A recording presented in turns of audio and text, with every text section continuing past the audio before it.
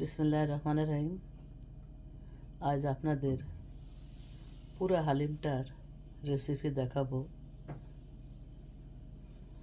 একটা লাইক অবশ্যই দিবেন প্লিজ। এটা রাঁধুনি হালিম। এটা প্যাকেটে যে ডাল চাল সব কিছুর গুঁড়াটা থাকে সেটা আরেকটা পাতিলে বসিয়ে দিয়েছি। এটা আস্তে আস্তে জাল হয়ে ফুটে উঠুক, এদিকে মাংসটা হোক।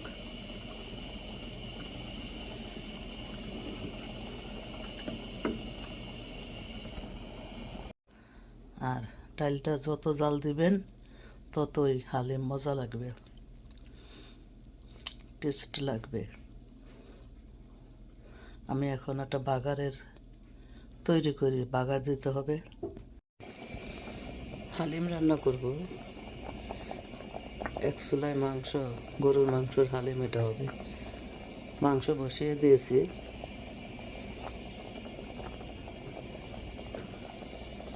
এটা ভালো করে কষিয়ে নেব। মাংসের ভিতর হালিমের যে মশলাটা ছিল অর্ধেক মাংসে দিয়েছি আর অর্ধেক ডালের ভিতর দিয়েছি। মাংসটাও হয়ে গেছে, আর একটু ঝোল কমিয়ে ডালের ভিতর দিয়ে দেবো মাংসটা। হয়ে গেল হালিম, মজার হালিম। হালিম ছাড়া তো ইফতারি চলেই না। আমার এক নাতি আছে, একটাই তো নাতি, নাতনি সরি। সে বলে, আগে জিজ্ঞেস করে হালিম আর জিলাপি আছে কিনা, নাই। বলে রোজা তার বলে পারফেক্ট হবে না, ছোট মানুষ তাও রোজা রাখে। ডালটা আমার ফুটে গেছে, ডাল চাল যা ছিল আস্তে আস্তে জাল দিয়ে ফুটিয়ে নিয়েছি।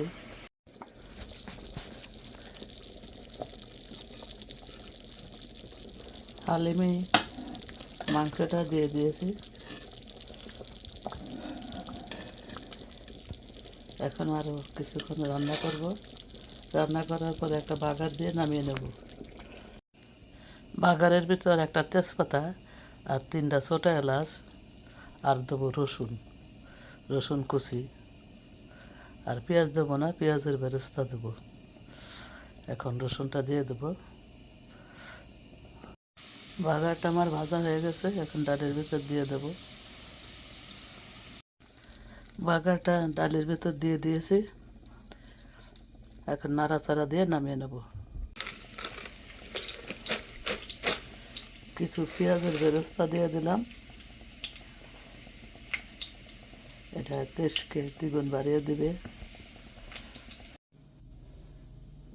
আমি রাঁধুনি হালিম রান্না করলাম, একেবারে সোজা।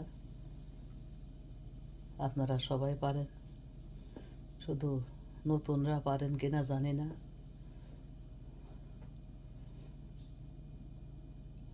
আমার এই হালিমের রেসিপি যদি আপনাদের ভালো লেগে থাকে একটা লাইক অবশ্যই দিবেন প্লিজ। আবার হাজির হয়ে যাব এইরকম কোনো সহজ রেসিপি নিয়ে, সাথেই থাকবেন। হালিম ছাড়া তো ইফতার চলেই না।